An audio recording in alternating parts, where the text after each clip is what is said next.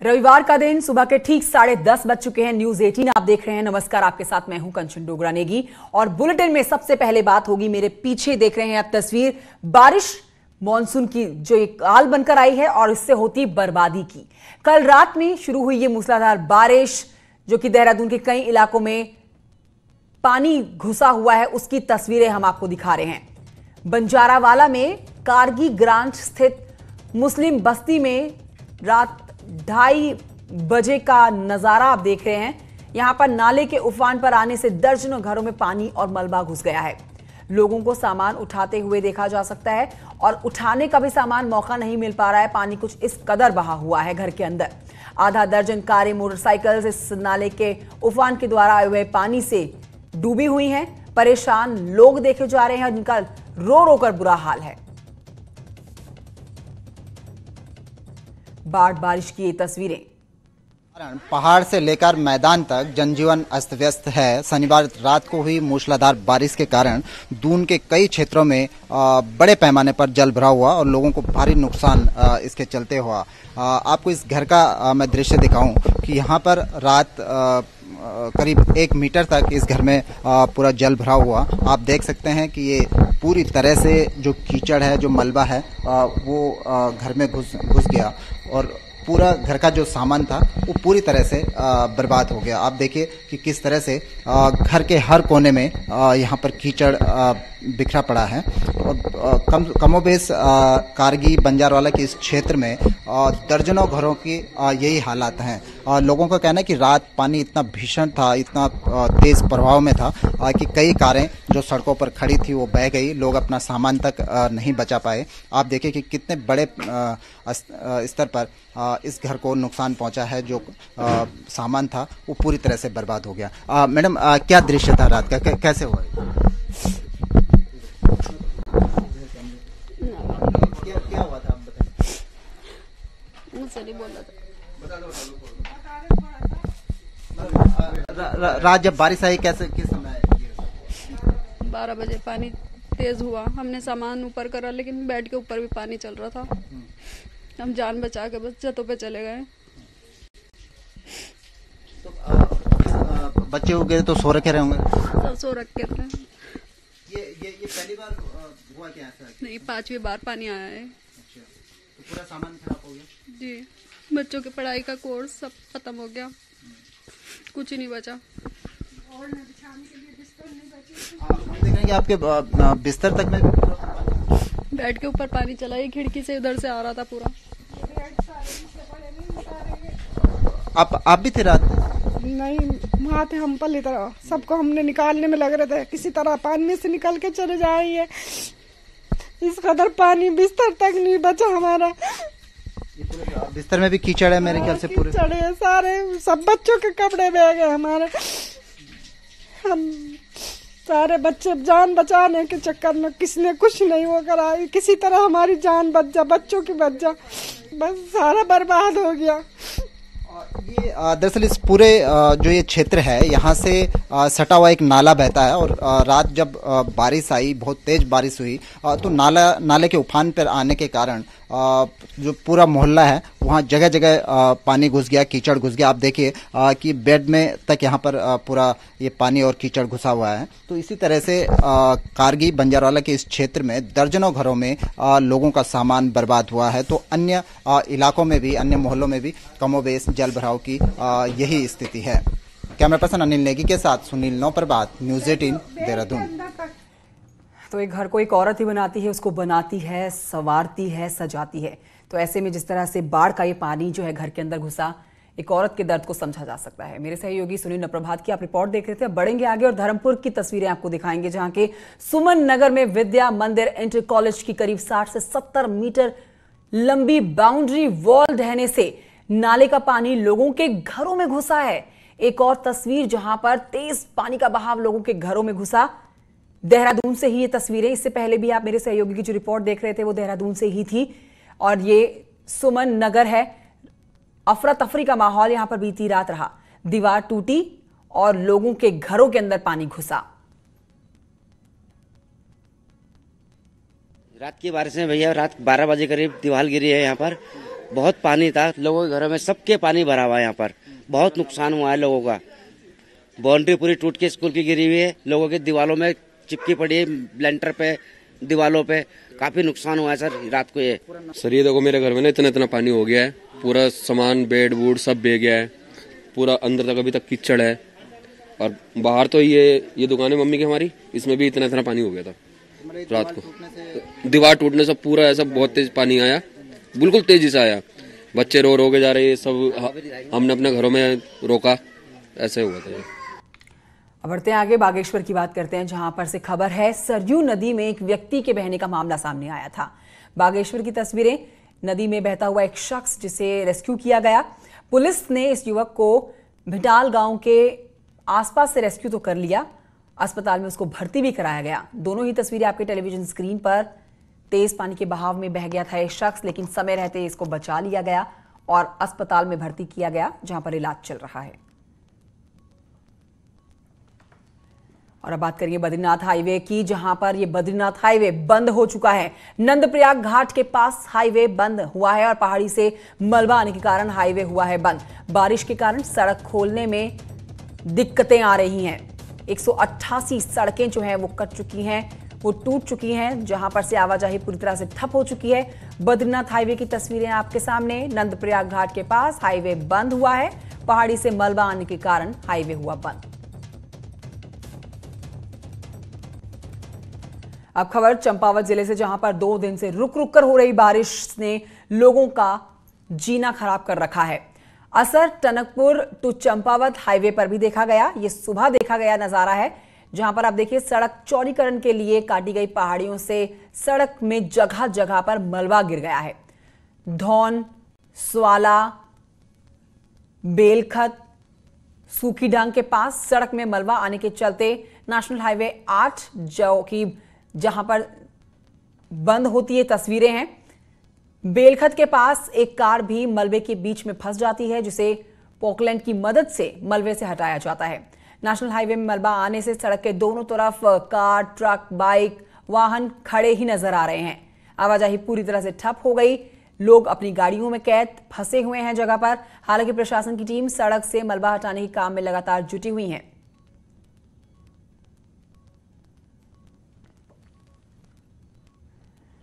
तो पहाड़ से आती हुई काफी भयावह तस्वीरें हम आप तक पहुंचा रहे हैं। अब टिहरी की बात करेंगे, जहां पर नेशनल हाईवे 94 पर बरसात के दिनों में यात्रा करना यहां पर जान जोखिम में डालना जैसा होता है।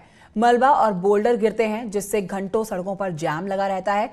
ऑल वेदर प्रोजेक्ट के तहत नेशनल हाईवे 94 का चौड़ीकरण कार्य भी चल रहा है। बारिश के चलते पहाड़ियां लगातार दरक रही हैं। नरेंद्र नगर, ताछीला, बेमुंडा, नागड़ी के पास स्लाइडिंग जोन बन चुके हैं, जिससे लगातार मलबा और भारी बोल्डर्स जो हैं वो आसानी से नीचे गिर रहे हैं। अभी 4 धाम यात्रा का है और धाम प्रोजेक्ट की वजह से जो है इस पे जो है लगातार कटिंग का काम और उसके निर्माण का काम भी जो है अभी गतिमान है। इस वजह से कुछ जोन ऐसे हो गए जो लगातार जो है बरसात में गिर भी रहे हैं। हालांकि जो है जगह जगह पे जो है मशीनें रखी गई हैं। पिथौरागढ़ से खबर आ रही है, जहां पर मुख्यमंत्री त्रिवेंद्र सिंह रावत आज आपदा प्रभावित इलाकों का दौरा करने वाले हैं। आपदा प्रभावित क्षेत्रों का वो हवाई निरीक्षण करने वाले हैं और इसके बाद बरम राहत शिविर में प्रभावितों से मुलाकात का भी उनका आज का कार्यक्रम है। बताया जा रहा है कि मुख्यमंत्री मुख्यालय में रात्रि विश्राम भी करेंगे। इस पर अपडेट एक ये भी है कि हो सकता है कि खराब मौसम की वजह से उनके कार्यक्रम में कुछ बदलाव किए जाएं। आज मौसम बहुत ज्यादा खराब है उत्तराखंड के कुछ पहाड़ी इलाकों में, जहां पर लगातार बारिश हो रही है। बीती रात की तस्वीरें भी हमने आपको दिखाई, किस तरह से देहरादून के कुछ जगहों पर तेज पानी आता है और लोगों के घरों को आधा डुबो देता है, जिसमें सारा सामान खराब हो गया है लोगों का।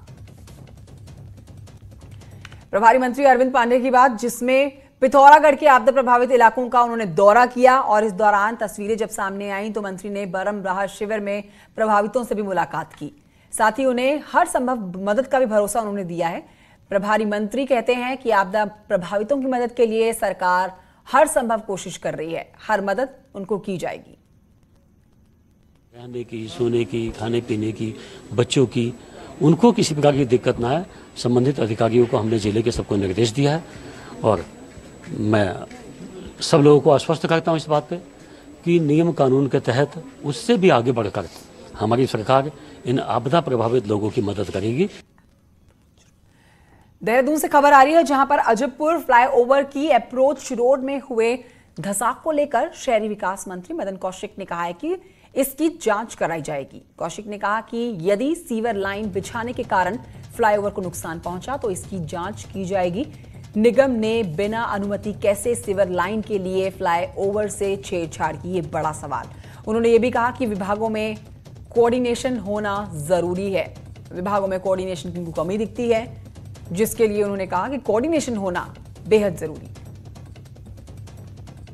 सर, जांच का विषय है। अगर कहीं किसी विभाग के कारण हुआ होगा, किसी गलती होगी तो उसके खिलाफ एक्शन करेंगे। लेकिन कुल मिलाकर इन सब चीज़ों का ध्यान रखना विभागों की जिम्मेदारी है कि एक विभाग दूसरे विभाग को ध्यान में रखते हुए ही अपने काम आगे बढ़ाएं। ऐसा नहीं है कि दूसरे विभाग को नुकसान और एक विभाग फायदा करे, ये उचित भी नहीं है। बढ़ते हैं आगे और आपको बताते हैं, देहरादून के प्रेम नगर इलाके में हवा में लटकती हुई 2 बिल्डिंगें शनिवार शाम को भरभरा कर गिर गई हैं। पूरा जो तस्वीरें हैं वो कैमरे में कैद हुई है। आसपास से गुजरने वाले अपने कैमरों में ये तस्वीरें कैद कर रहे थे। दरअसल प्रेम नगर में आर्मी और स्थानीय प्रशासन ने कुछ समय पहले ही अतिक्रमण हटाने यहां पर गए थे ये, और अतिक्रमण हटाने के बाद कुछ बिल्डिंग्स पूरी तरह से नहीं गिरा पाए, जो अब बड़ा खतरा बन गई है।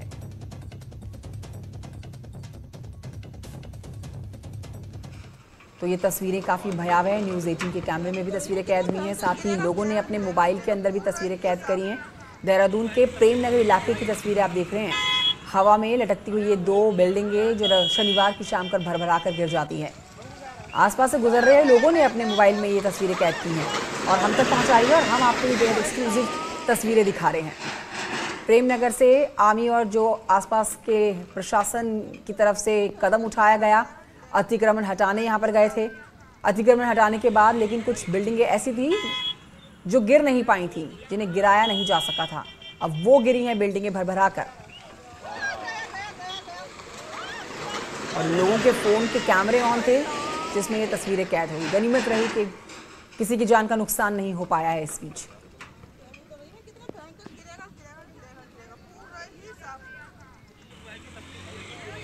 ब्रेक के बाद आपका स्वागत है। आगे बढ़ेंगे, बुलेटिन में बात करेंगे बीजेपी विधायक महेश नेगी की, जिन्हें लेकर अब खासा विवाद खड़ा हो गया है। बीजेपी विधायक की पत्नी ने एक महिला पर ब्लैकमेलिंग का केस दर्ज कराया, जिसके बाद आरोपी महिला भी अब सामने आ गई है और मामला अब पूरी तरह से पलट चुका है। आरोपी महिला ने आरोप लगा दिया है अब उल्टा कि उन पर लगे सभी आरोप जो वह निराधार हैं। आरोपी महिला प्रीति बिष्ट, जिसका नाम है, वो कहती है कि अपने बच्चे का महेश नेगी के साथ डीएनए टेस्ट कराना वो चाहती है, और ये भी कहती है कि महिला उसके बच्चे का डीएनए जो है उसके पति के साथ मैच नहीं किया है। अब पूरे इस मामले में कांग्रेस जो है वो इस महिला को समर्थन देती हुई नजर आ रही है, और उनका कहना है कि डीएनए जांच अब होनी ही चाहिए। हालांकि इस मामले में विधायक महेश नेगी अब सामने नहीं आ रहे हैं। मामला पेचीदा नजर आ रहा है। महेश नेगी अब विवादों में घिरते हुए प्रारंभिक तौर पर सामने आया है। पुलिस निश्चित रूप से इन्वेस्टिगेट कर रही होगी, और जो डीएनए की मांग महिला ने उठाई है उस डीएनए की मांग को स्वीकार करते हुए डीएनए कराए, ताकि जो है वास्तविकता सामने आ सके। अब बुलेटिन में बात करेंगे प्रदेश की कोरोना अपडेट की। आपको बताएंगे कल यानी कि शनिवार को 325 कोरोना के पेशेंट्स सामने आए हैं। सबसे ज्यादा मामले 135 हरिद्वार से आए हैं। अभी तक राज्य में 11,000 से ज्यादा पॉजिटिव पेशेंट सामने आ चुके हैं, जिनमें रिकवरी भी तेजी से हो रही है इस बीच, लेकिन 11,000 से ज्यादा पॉजिटिव केस सरकार की चिंता बढ़ाए हुए। 135 मामले कल सिर्फ हरिद्वार से आए हैं। कुल 325 मामले कल सामने आए शनिवार के दिन, और 135 ये बड़ा नंबर है जो हरिद्वार से ही आया है पॉजिटिव। विकासनगर से खबर आ रही है, जहां पर थाना प्रभारी समेत 17 लोग कोरोना पॉजिटिव मिले हैं। संक्रमित लोगों में पुलिस कर्मियों के परिजन शामिल हैं। कालसी थाने में तैनात है थाना प्रभारी, और परिजन भी इनके पॉजिटिव पाए गए हैं। अब संक्रमित लोगों की कॉन्टैक्ट ट्रेसिंग की जाएगी कि ये लोग किस किस से मिले, कहां मिले, क्योंकि परिवार के लोगों का संक्रमित पाया जाना बड़ी बात है। थाना प्रभारी समेत 17 लोग कोरोना पॉजिटिव, जिनकी होनी है अब कॉन्टैक्ट ट्रेसिंग। कालसी थाने में तैनात है थाना प्रभारी जो कि पॉजिटिव आए हैं। कुल 17 लोग थाना प्रभारी के साथ कोरोना पॉजिटिव हुए हैं और संक्रमित लोगों में पुलिस कर्मियों के परिजन भी शामिल हैं। अल्मोड़ा में स्वास्थ्य सुविधाओं को लेकर खबर है, जहां पर भाजपा और कांग्रेस अब आमने सामने है। कांग्रेस राज्य की सरकार पर कोरोना काल में भी स्वास्थ्य सेवाओं की बदहाली का प्रश्न उठा रही है, तो वहीं भाजपा स्वास्थ्य सुविधाओं में सुधार करने की बात कह रही है। बता दें कि अल्मोड़ा में 286 डॉक्टरों की आवश्यकता है, जिसमें से सिर्फ 133 डॉक्टर ही जिले के अस्पतालों में तैनात हैं। कई अस्पतालों में डॉक्टरों के नहीं होने से फार्मासिस्ट अस्पतालों को चला रहे हैं। इस आपदा में कोरोना के नाम पर राज्य सरकार ने, केंद्र सरकार ने अपार धन इकट्ठा करने का काम किया है, और वो धन कहाँ खर्च हो रहा है ये हम समझ नहीं पा रहे हैं। तो थोड़े संकट की घड़ी है, और हमारे डॉक्टर का भी हम लगातार प्रयास करेंगे। डॉक्टर हमारे पास तो कम है, पहले की अपेक्षा ज़्यादा है, लेकिन अब फिर भी कमी हमारी। मैं लगातार डीजी से बात कर रहा हूँ, स्वास्थ्य सचिव से और माननीय मुख्यमंत्री से मैंने बात की। हमारे यहाँ फिजिशियन एक ही है। ऋषिकेश से खबर, जहां तेजी से पैर पसार रहा है कोविड-19 संक्रमण, जिसके चलते ठेकेदार के अंडर काम कर रहे 28 कर्मचारियों में भविष्य की अब चिंता सताने लगी है।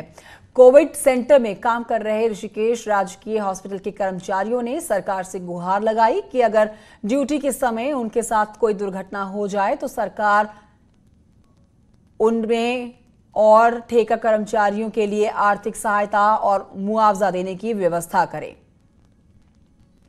समस्या हो जाए या कोई ठेकेदार ने तो हाथ खड़े कर रखे हैं, ठीक है। हम सीएमएस साहब के पास जाते हैं तो सीएमएस साहब भी ये बोल देते हैं कि भाई मैं नहीं जानता, तुम्हें जो करना है ठेकेदार, तुम्हारा ठेकेदार जानता है। ठेकेदार कहता है भाई सबके कर्मचारी की ड्यूटी लगनी है, वहाँ पे सबको काम करना है। मैंने कहा सर हमें कोई सुविधा तो मिले वहाँ पे, हमारे को कुछ हमारे साथ कोई दुर्घटना घट जाती है या कुछ समस्या हो जाती है हमारे साथ, तो हमें कुछ, हमारे घर वालों को कुछ तो मिलना चाहिए, हमें मुआवजा या कुछ भी, कोई भी हमारे लिए सुविधा नहीं है। बढ़ते आगे बड़ी खबर आ रही है देहरादून से, जहां पर गुलमर्ग से ऑन ड्यूटी लापता हुए हवलदार राजेंद्र सिंह का शव 8 महीने के बाद बरामद किया गया है। शहीद राजेंद्र सिंह नेगी का पार्थिव शरीर परिजनों को सौंपा जाएगा। हवलदार राजेंद्र सिंह नेगी 11वीं गढ़वाल राइफल्स में तैनात थे। 8 महीने से इनका शव बरामद नहीं किया जा रहा था। अब 8 महीने के बाद शव बरामद किया गया और गुलमर्ग से ऑन ड्यूटी ये गायब हो गए थे। 11वीं गढ़वाल राइफल्स में ये तैनात थे। अब इनका पार्थिव शरीर परिजनों को सौंपा जाएगा। श्रीनगर के पास मलेथा से खबर, जहां गुलदार ने 3 युवकों सहित वन विभाग के वन अधिकारियों पर हमला बोल दिया। घायल तीनों लोग नदी किनारे से लौट रहे थे, तभी अचानक से झाड़ियों के पीछे से गुलदार इन पर हमला बोलता है। शोर शराबे पर यह गुलदार वहां से भाग निकला। घायल 4 लोगों को अस्पताल में भर्ती कराया गया। शिकारी जॉय हकील को अब तैनाती दी गई है इस इलाके की, जल्द से जल्द इस गुलदार को पकड़ने की, तलाशने की। गुलदार के लगातार हमले की वजह से लोगों में आक्रोश देखा गया। प्रशासन हालांकि गुलदार को पकड़ने के लिए ड्रोन की भी मदद लेने की अब सोच रहा है। गांव वाले कर सकते हैं, अगर फॉरेस्ट से नहीं हो सकता है तो हम गांव वाले एकजुट होकर हम अपने घरों से हथियार लेके हम जंगल की तरफ निकल जाएंगे। और देखूंगी कि क्या पता आवाज़ के थ्रू हम निकाल सकें उसको इस खाई से, या फिर ड्रोन से हम देख सकें। कुछ नया तरीका अपनाने की कोशिश करेंगे और ये हम लोग की प्रायोरिटी है अभी, क्योंकि अब हम नहीं चाहते कि इसके अलावा एक और भी जान जाए। उत्तराखंड जल विद्युत निगम में फाइनेंशियल ईयर 2016 से 19 तक छिबरो, डाक पत्थर और खोदरी जल विद्युत परियोजनाओं के मेंटेनेंस में नियमों को ताक पर रखकर 98 करोड़ रुपए के घोटाले का मामला सामने आया, जिसके बाद शासन ने जांच के आदेश दिए। आरोप है कि निगम के अफसरों ने मेंटेनेंस कार्य का ठेका सिंगल कोटेशन के आधार पर एक चहेती कंपनी को दे दिया था।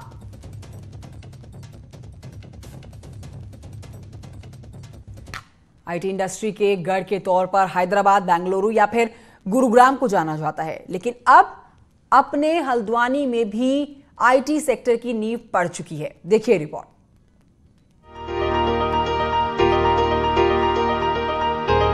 हल्द्वानी के रहने वाले मोहित, श्वेता, विवेक और राघवेंद्र नाम के 4 दोस्तों ने हौसले की ऐसी उड़ान भरी है कि इनकी एक कोशिश उत्तराखंड के यंग प्रोफेशनल्स को नए तरीके से सोचने पर मजबूर कर देगी।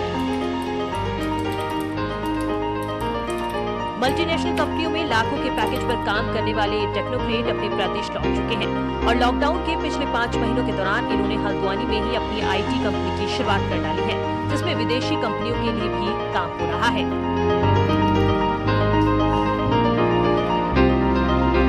It's an offshore development company, हम लोग बाहर काम करते हैं हिंदुस्तान के, तो मुझे बहुत ज़्यादा लोकेशन से फ़र्क नहीं पड़ा, तो इसलिए मैंने ये डिसाइड किया कि why not shift to my home place. यहाँ पे एनवायरनमेंट अच्छा है, यहाँ पे ट्रैफिक कम है, भीड़ भड़क्का कम है। अपनी नई नवेली कंपनी के जरिए चारों दोस्त अपने अपने स्किल्स का इस्तेमाल कर रहे हैं। कोई सॉफ्टवेयर मेकिंग का काम कर रहा है तो कोई बिजनेस कंसल्टेंसी और आर्किटेक्चर से जुड़ा है और स्थानीय लोगों को भी मौका दिया जा रहा है। तो मुझे लगा कि छोटे छोटे शहरों में जो जब से प्राधिकरण आया है, यहाँ पे काफ़ी आर्किटेक्चर का जो स्कोप है वो बढ़ गया है।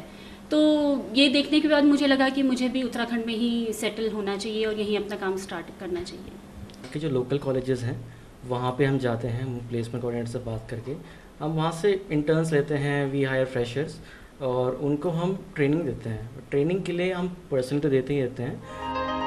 हल्द्वानी में IT इंडस्ट्री की शुरुआत कही जा रही इस कंपनी से सबको बड़ी उम्मीदें हैं। पहाड़ में पलायन रोकने के लिए भी ऐसे छोटे छोटे प्रयास मील का पत्थर साबित हो सकते हैं। हल्द्वानी से न्यूज़ 18 के लिए शैलेंद्र नेगी की रिपोर्ट। और आइए अब जल्दी से आपको दिखा देते हैं पहाड़ एक्सप्रेस। कोटद्वार में 11 साल की नाबालिग बच्ची के आत्महत्या का मामला आया सामने है। कुछ महीने पहले ही बच्ची के मामा की मौत हो गई। पौड़ी में बारिश से ऋषिकेश कर्णप्रयाग रेलवे लाइन परियोजना पर इसका असर पड़ा है। अलकनंदा नदी का जलस्तर बढ़ने के कारण काम बंद कर दिया गया। खटीमा में अतिक्रमण हटाने गई हुई प्रशासन की टीम के साथ ही अतिक्रमणकारियों की बहस हो गई है। नेमेला घाट रोड पर अतिक्रमण हटाने पहुंची थी पुलिस। कोरोना काल की वजह से फॉरेस्ट एरिया में मौजूद पार्क अभी भी पर्यटकों के लिए नहीं खोले गए हैं। ऐसे में इन दिनों यहां पर जानवर आराम से चहलकदमी करते हुए देखे जा सकते हैं। राजाजी नेशनल पार्क के पास के गांव में हाथियों का आतंक देखने को मिला है, जहां पर हाथी किसानों की धान और गन्ना फसलों को बर्बाद कर रहे हैं।